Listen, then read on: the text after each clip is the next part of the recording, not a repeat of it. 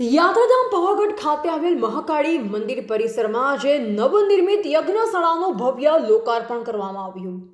વહેલી સવારે સંસ્થાના અધ્યક્ષ સુરેન્દ્રભાઈના માર્ગદર્શન હેઠળ શાસ્ત્રોક્ત વિધિ વિધાન મુજબ યજ્ઞશાળાનું લોકાર્પણ કરાયું। આ સુપ્રસંગને યાદગાર બનાવવા મંદિર ટ્રસ્ટ દ્વારા સહસ્ત્ર ચંડી મહાયજ્ઞનું વિશેષ આયોજન કરવામાં આવ્યું।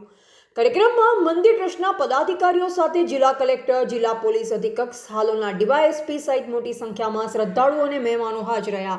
યજ્ઞશાળાના લોકાર્પણ બાદ 24 કલાક અવિરત ચાલતા અનુષ્ઠાનનો પણ સમાવેશ કરવામાં આવ્યો, જેમાં કુલ 24 કરોડ નવરણ મંત્રની આહુતિ આપવામાં આવશે। ઉલ્લેખનીય છે કે આ નવનિર્મિત યજ્ઞશાળા મહાકાળી મંદિરની સામે નિર્માણ કરવામાં આવી છે, જે ભવિષ્યમાં ધાર્મિક અને આધ્યાત્મિક પ્રવૃત્તિઓ માટે મહત્વનું કેન્દ્ર બનશે। मैं मनीष गोस्वामी इंदौर के मध्य प्रदेश से यहाँ पावागढ़ महाकाली माता के श्री चंडू में माथा टेकने आया हूँ आज। और बहुत ही खुशी महसूस हो रही है कि आज यहाँ पर एक अनूठी यज्ञशाला का शुभारंभ हो रहा है। और उससे भी ज्यादा खुशी इस बात की है कि मैं इसका प्रत्यक्ष गवाह बनने को जा रहा हूँ, क्योंकि इस तरह का महायज्ञ संपूर्ण भारत में आज तक कहीं नहीं हुआ है जो पावागढ़ में शुरू हो रहा है। और ये सपना साकार होने में यहाँ ट्रस्ट के सचिव श्री अशोक पंड्या जी मामा का संकल्प वाक्य में एक दृढ़ था और आज उसे धरातल पर उतरते हुए हमने देखा है। इसी के लिए हम शुभकामनाएं देते हैं इंदौर के मध्य प्रदेश, संपूर्ण मध्य प्रदेश से पावागढ़ महाकाली मंदिर ट्रस्ट के सदस्यों को कि वे इस आयोजन को सफलतापूर्वक कर पाए। माँ की कृपा बनी रहे, यही आशा करते हैं। जय माता दी।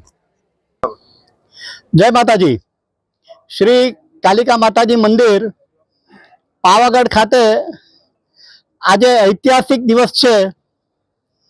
વર્ષોથી માતાજીના ભક્તો એક એવી વ્યવસ્થાની પ્રતીક્ષામાં હતા કે જેમને યજ્ઞ કરવા માટે અહીંયા સ્થાન નહોતું।